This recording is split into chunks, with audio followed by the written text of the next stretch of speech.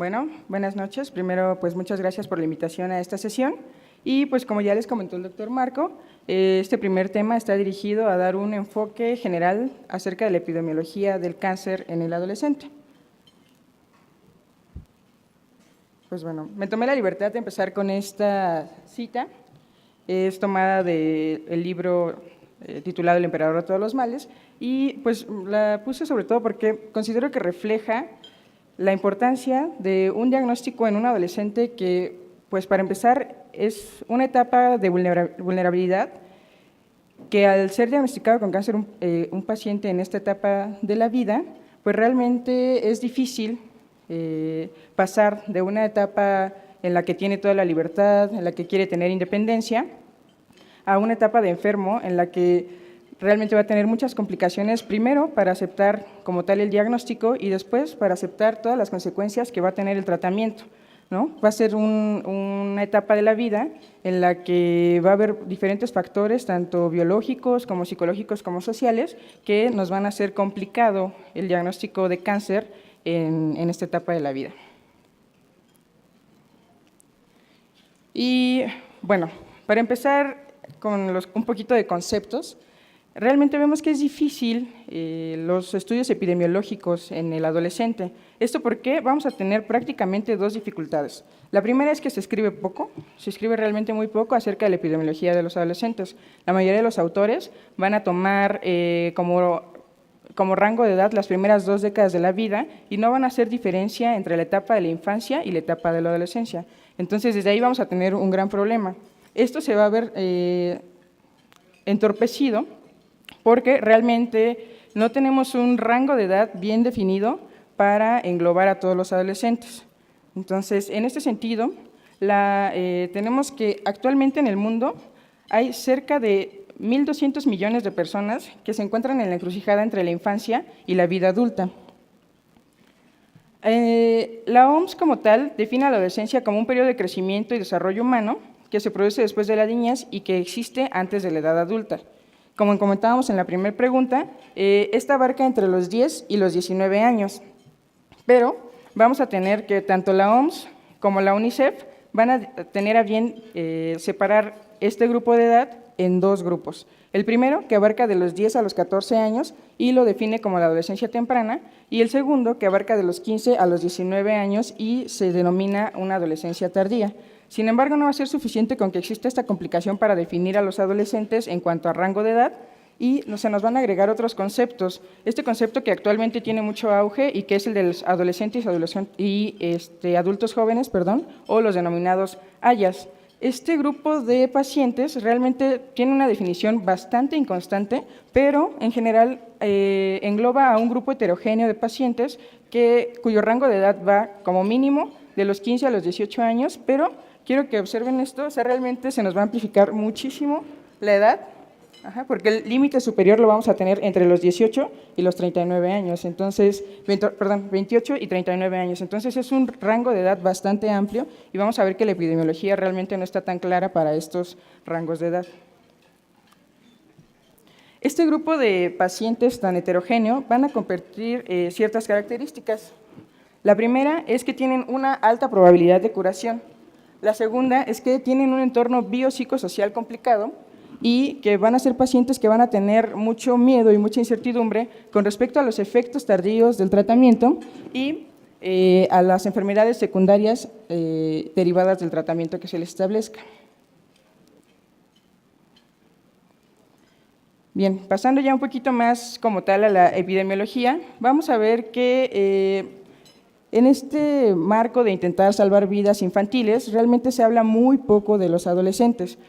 Si bien hemos visto que desde la década de los 90 se han hecho grandes esfuerzos por salvar las vidas de los pequeños de menores de 5 años de edad, y en este sentido hemos visto que ha habido una disminución muy importante en cuanto a las etiologías perinatales y las etiologías infecciosas, con una disminución de hasta el 33% en esas etiologías. De pronto resulta difícil que hagamos tanto esfuerzo para salvar a este grupo de edad en los menores en la primera década de la vida, y es un poco triste porque sí, los estamos salvando y que sobrevivan a la primera década, pero se nos están muriendo en la segunda década. Entonces, ¿qué es lo que estamos haciendo con estos pacientes?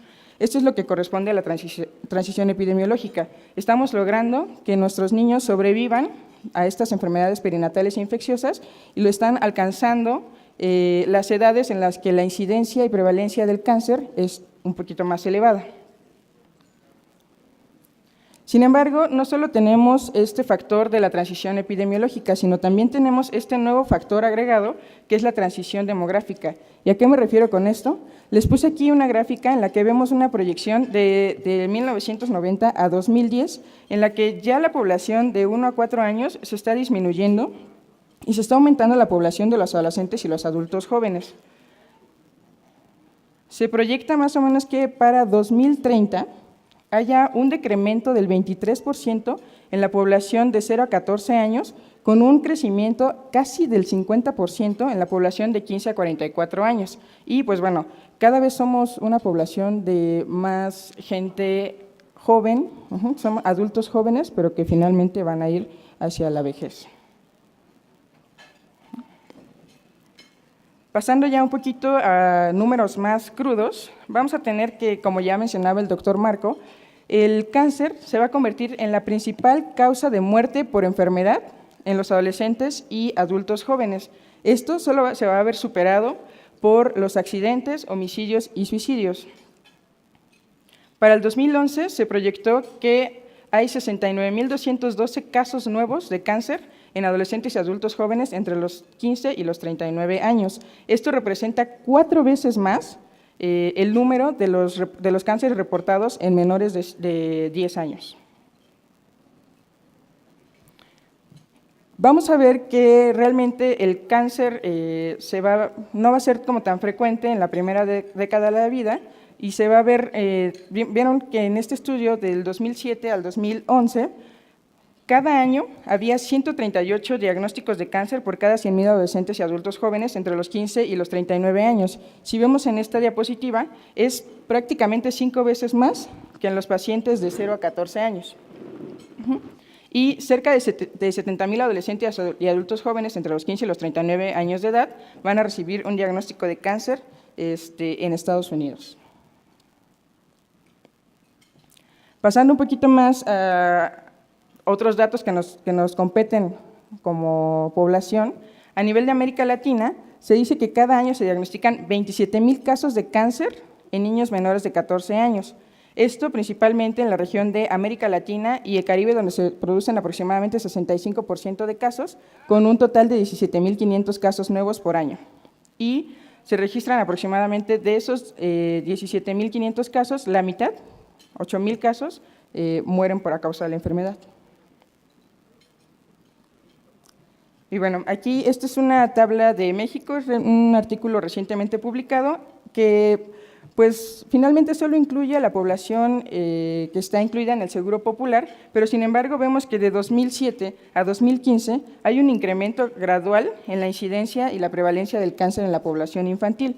Esto, les decía, va a ser un poquito difícil porque finalmente incluye a todos los menores de 20 años y no vamos a hacer gran distinción en los pacientes adolescentes, pero vemos que para 2007 teníamos un registro de aproximadamente 2.000 casos por año y del 2007 al 2015, es decir, en aproximadamente 8 años, hay 1.500 casos nuevos más por año. Hablando un poquito más de datos en México, vamos a tener que en nuestro país la principal causa de muerte por enfermedad entre los 5 y los 14 años es el cáncer. Esto va a cobrar aproximadamente 2.000 vidas por cada año y aunque el cáncer no es tan frecuente en los niños de nuestro país, representa solo el 5% de los cánceres que ocurren en niños, por lo tal no ha sido considerado como un problema de salud pública. Sin embargo, hemos visto que hay cierta mejoría en cuanto a la sobrevida. Tenemos en general una supervivencia del 56%, pero sin embargo vamos a ver que esto es demasiado bajo comparado con los países desarrollados en donde alcanzas unas supervivencias hasta el 80%. Entonces tenemos que doblar todavía más los esfuerzos para mejorar la supervivencia en este grupo de edad.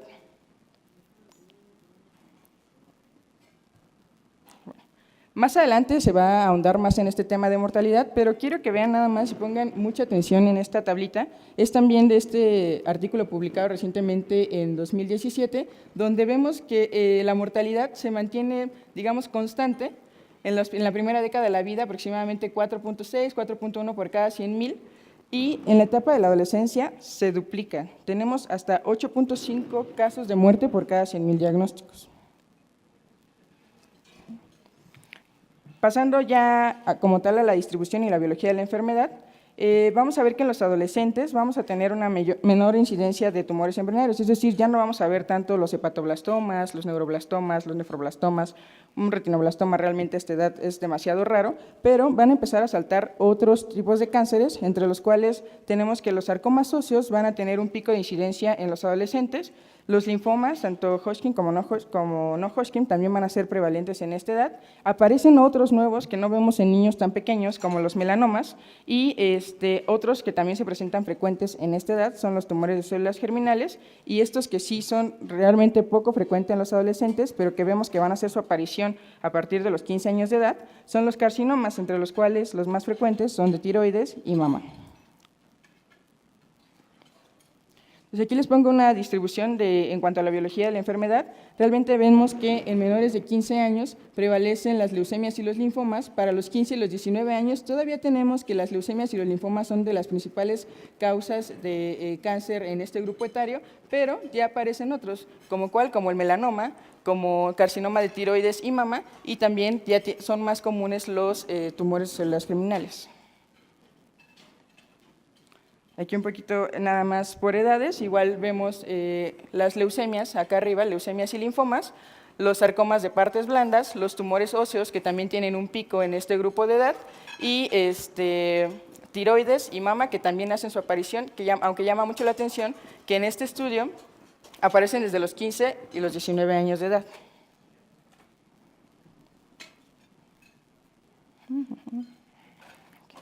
Y este estudio es un estudio que se hizo en hispanos y latinos, pero que viven en Estados Unidos. Y realmente vemos que en la primera década de la vida, de los 0 a los 14 años, igual, lo mismo. Prevalecen las leucemias, en segundo lugar los linfomas, en tercer lugar aparecen los tumores de células germinales, no quedan atrás los tumores del sistema nervioso central, y por último los sarcomas de tejidos blandos, entre los cuales encontramos también los tumores óseos como quinta causa. Esto es en México, también tomado de este estudio reciente que se hizo en la población del Seguro Popular, donde vemos también que las principales causas pues, van a ser linfomas y tumores de células germinales, pero tampoco desaparecen los tumores del sistema nervioso central. Aquí este es un registro del INEGI, donde prácticamente es la misma información que les comenté anteriormente. En cuanto a la biología de la enfermedad, vamos a tener que en esta etapa de la vida va a haber una disminución en las características biológicas favorables que tienen nuestros pacientes más pequeños. Aquí les pongo dos ejemplos muy sencillos. Para la leucemia aguda linfoblástica tenemos que solo el 10% de los pacientes adolescentes van a tener esta translocación que se ha considerado de alguna manera de pronóstico favorable algunas otras características de pronóstico desfavorable como el cromosoma Filadelfia va a estar aumentado en este grupo de pacientes. Por otra parte, les pongo otro ejemplo que es en el cáncer de mama, donde va a haber una disminución en la expresión de receptores de estrógeno y progesterona y esto los va a hacer menos susceptibles de terapias blanco. Ahora bien, ya hablamos un poquito de números y vamos a tomar otro tema que es la carga mundial de cáncer. Sé que suena un poquito pues complicado porque finalmente no es como tal carga social, sino más bien un poquito carga económica. Tenemos estas estadísticas, aunque no son específicas de los adolescentes, tenemos una proyección que de 2012 a 2030 va a haber un aumento del 50% en los casos mundiales de cáncer. Es decir, aproximadamente en 2012 teníamos un registro de 14 millones de casos nuevos y para el 2030 se proyecta que haya aproximadamente 21 millones de casos nuevos. Y esto no solo estamos viendo que no solo va en incremento la incidencia, sino también va en incremento, y en un incremento desproporcionado, la mortalidad por cáncer. Igual en esta proyección nos dicen que va a haber un aumento de hasta del 60% de las muertes, es decir, la mitad de los pacientes que se están diagnosticando con cáncer se nos están muriendo. Y aquí se proyecta que para 2030 va a haber aproximadamente 13 millones de muertes a causa del cáncer. Tomando en cuenta esto, tenemos que para el 2014 se estimó que 15.800 niños y adolescentes de los 0 a los 19 años de edad recibieron el diagnóstico de cáncer y, lo que les comentaba, ¿no?, aproximadamente 2.000 murieron a causa de esta enfermedad. Vamos a tener un problema muy importante, sobre todo nosotros como un país en desarrollo o un país de ingreso medio o abajo, porque, como les comentaba, realmente cerca del 50%, un poquito menos, como un 45%, van a estar integrados al Seguro Popular. Y se ha visto que esto a nivel mundial es un problema bastante importante porque para el 2015 solo el 30% de los países de ingresos bajos les dan apoyo a sus pacientes con cáncer, mientras que en el primer mundo más del 90% de los pacientes con diagnóstico de cáncer tienen apoyo económico.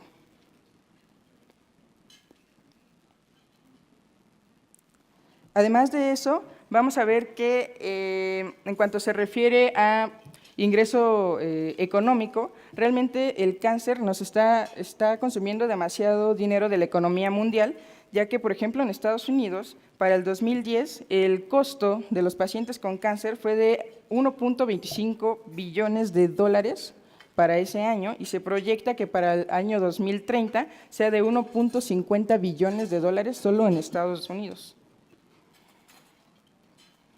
En México, pues las cosas no son muy diferentes, sin embargo, vamos a ver que en nuestro país no se invierte tanto en los pacientes con cáncer. Aquí, de este lado, les pongo lo que invierte en México, realmente es muy poquito, 6.2% del ingreso, del Producto Interno Bruto, perdón, va a ser invertido para la salud. Esto es para la salud en general. No nos hacen distinción de los pacientes con cáncer u otras enfermedades. Esto es solo lo que invierte México y vemos que en promedio, en los demás países se invierte alrededor del 10% del Producto Interno Bruto y eso, bueno, es como el promedio. México está por abajo del promedio de estas organizaciones para desarrollo económico. Y bueno, finalmente, como les comentaba en un principio, gran parte del problema de esta lucha contra el cáncer es que no reportamos, o sea, no hacemos estudios epidemiológicos y por lo tanto no tenemos manera de dirigir los costos de México hacia la salud. Entonces, si nosotros tuviéramos un poquito más de información y esto lo pudiéramos proyectar hacia el gobierno, pues tal vez tendríamos un poquito más de apoyo para invertir en nuestros pacientes con cáncer. Como les comentaba, realmente el cáncer es un problema de salud pública. ¿Por qué? Porque se traduce finalmente en economía. Vamos a ver que el cáncer cada vez más afecta los años de vida en los adultos jóvenes y en los adolescentes. Más de 1 millón de diagnósticos nuevos se van a estar reportando anualmente en el mundo y va a representar una causa importante de números de años de vida potencialmente perdidos. Se dice que en México, por cada niño que sobrevive al cáncer, se pierden en promedio 70 años de vida productiva. En general, esto no es un problema nada más de México. Se ha visto que en los adolescentes y adultos jóvenes, los años de vida ajustados por discapacidad se van a ver incrementados en Centroamérica, en Sudamérica y Sudáfrica, y vemos que en países de primer mundo, donde están teniendo más acciones contra el cáncer en adolescentes, va a disminuir estos años de vida ajustados por discapacidad. Y finalmente, como les comentaba, todos estos números influyen porque con esto se hacen políticas de salud.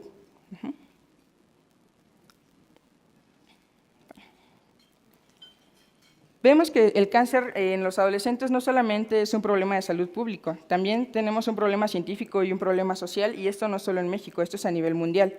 ¿Por qué? Porque hay muy poco conocimiento acerca de la biología molecular y celular que en otros grupos etarios. Entonces, como decía el doctor Marco, no sabemos si incluir a estos pacientes en protocolos pediátricos o incluirlos en protocolos para adultos, a pesar de que se ha visto que tienen mejores resultados en protocolos pediátricos, pero no les damos el tratamiento adecuado.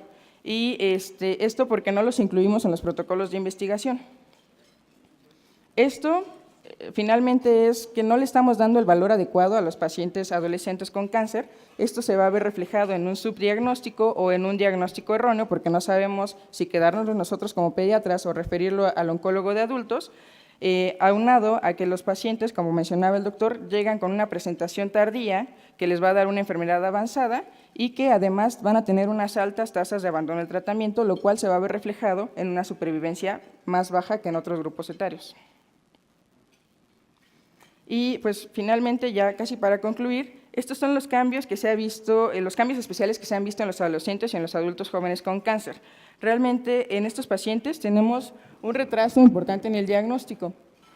La causa específica no sabemos, se han dicho que puede ser tanto por la biología de la enfermedad como porque los adolescentes en ocasiones ocultan los signos y síntomas y realmente los pacientes ya nos llegan cuando la enfermedad está muy avanzada. Otro cambio especial en este grupo etario es el financiamiento. Los pacientes adolescentes en esta etapa, realmente algunos ya son independientes económicamente. Otro gran problema es que la mayoría, cuando cumplen los 18 años de edad, ya no los cubre ningún seguro, ¿no? Ya no son incluidos en seguro popular. Entonces, realmente, ¿quién les va a financiar un tratamiento con cáncer a un paciente?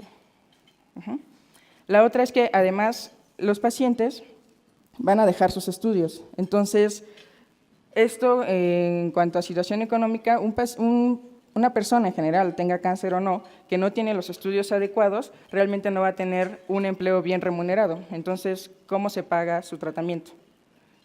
Además, en los adolescentes, hay algunos que ya están casados, ¿no? Entonces, se enfrentan a la disyuntiva de o me pago mi tratamiento o mantengo a mi familia. Otro de los cambios especiales en los adolescentes y en los adultos jóvenes es la referencia a centros adecuados, lo que mencionábamos, ¿no? ¿Quién se los queda? ¿Sí? ¿Quién se los queda? ¿Un instituto pediátrico o un instituto de adultos? La integración a los ensayos clínicos realmente es muy baja, no los metemos. La adherencia al tratamiento también es muy baja y esto se va a ver influido por todos los demás aspectos en los adolescentes. Son pacientes que requieren soporte psicológico, como les mencionaba al principio. ¿Qué tan fácil es que un paciente adolescente acepte su diagnóstico y lleve a cabo su tratamiento? La otra es la sexualidad y la imagen corporal. Son pacientes que después del tratamiento, con solo el diagnóstico y después del tratamiento, cambia su imagen corporal, cambian su relación social en general. Ahorita vamos a ahondar un poquito más, pero también hay que tener en cuenta que son pacientes que ya están en edad reproductiva. Entonces, ¿qué vamos a hacer con estos pacientes? La transición del manejo médico, vuelvo a lo mismo, ¿quién se los queda? Los cuidados paliativos y, pues, finalmente, quiero concluir con esta diapositiva. Hay muchas limitaciones en los recursos para la atención del adolescente y el adulto joven con cáncer. Para empezar, la estructura del sistema de salud. ¿Cuántos centros oncológicos tenemos en el país para atender este grupo de pacientes? Realmente son muy pocos. Hay pocos oncólogos pediatras, ¿no? Que es otro problema. En México aproximadamente hay 7.6 casos nuevos por cada oncólogo pediatra. Hay 185 oncólogos pediatras en el país. La infraestructura. ¿Cuántos centros realmente tienen toda la infraestructura para atender adecuadamente a un paciente con cáncer, adolescente o adulto joven? ¿Y cuántos tienen acceso a una quimioterapia efectiva? Son pocos. Y bueno, como conclusión de esta charla, pues finalmente el impacto del cáncer en la población de adolescentes y adultos jóvenes de un país puede variar enormemente, pero todos los países, todos, van a tener adolescentes y adultos jóvenes con cáncer y ninguno se va a salvar de tener que tomar alguna acción para abordar a este grupo etario. Y ya nada más concluyo con esta frase que dice: los males desesperados exigen desesperados remedios o jamás se curan. Tenemos que tomar acciones para incluir a estos pacientes en clínicas de adolescentes y tenerles una atención integral. Es todo.